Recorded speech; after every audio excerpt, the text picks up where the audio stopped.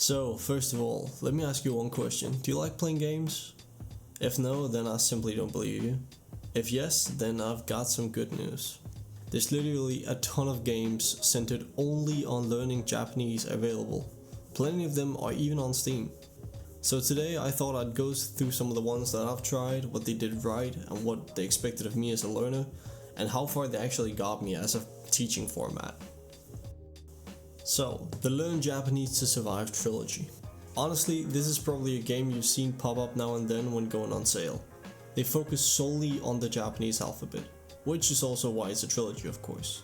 Hiragana, katakana, and kanji each has their own game, so let's break it down. Each game has a simple and easy to get into formula. You are a student who gets a chance to travel abroad to experience Japan. When arriving, you get introduced to fellow students.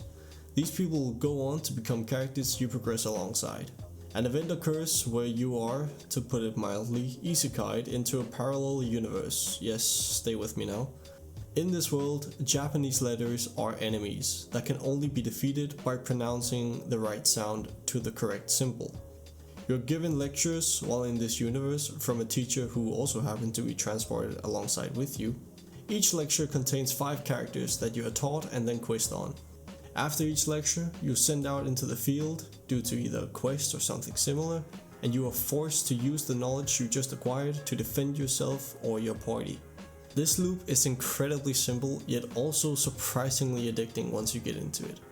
As you may know, repetition and variation can be key to remembering a new language, and as simple as these games are, they simply nail that fact.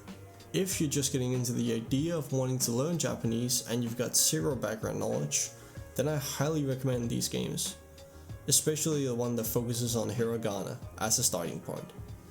Even though I'm not personally the biggest RPG Maker fan, I still completed and enjoyed every single one of these games. Though again, you will find that they are primarily targeted towards people just getting into the language. It's only €6 on Steam and even cheaper when it's on sale. If this sounds like something that you'd like, then I recommend that you give it a shot.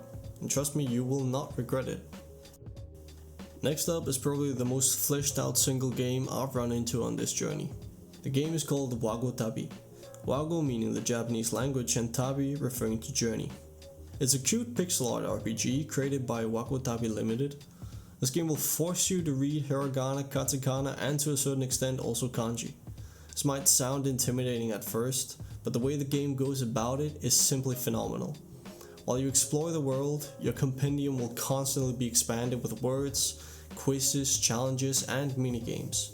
Each one having a good amount of love put into it to make it effective and also enjoyable. Where this game really tests you is on the mini-bosses. After learning a given sentence or word, you're usually challenged at the end of a stage by a boss who is blocking your path. During this boss fight, you'll be quizzed on everything you know up until that point, all while being timed. While this will be certainly stressful at points, as at least it was for me, the connections your brain starts to make will definitely surprise you. Even better is the amount of value you get for solely €10 is, in my opinion, almost unrivaled. If you're comfortable with at least hiragana and katakana, this game will certainly be for you.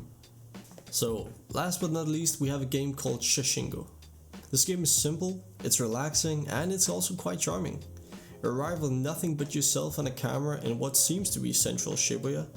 Cars are bustling, planes are flying, but there's a certain calmness to everything around you. With your camera, you'll quickly discover that taking photos of almost anything will yield a Polaroid-like snapshot together with the description of what you just photographed. The game is definitely meant for intermediate learners, since there isn't much of a focus on the learning part, from the ground up at least. It's more of a connection-based world, where you get a word and you then correlate that to the physical thing that you took a picture of. While the game is great and functions well, I would advise this to be more of a bonus game if you really want to challenge yourself. Okay, but let's not cheat ourselves here. None of us is going to be fluent just by sinking in some hours on these types of games.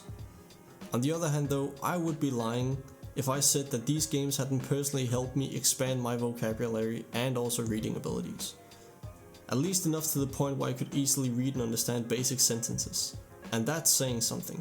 Playing games is fun, but flexing to your friends that you can also read the katakana on an Asahi Dry, now that is even more fun.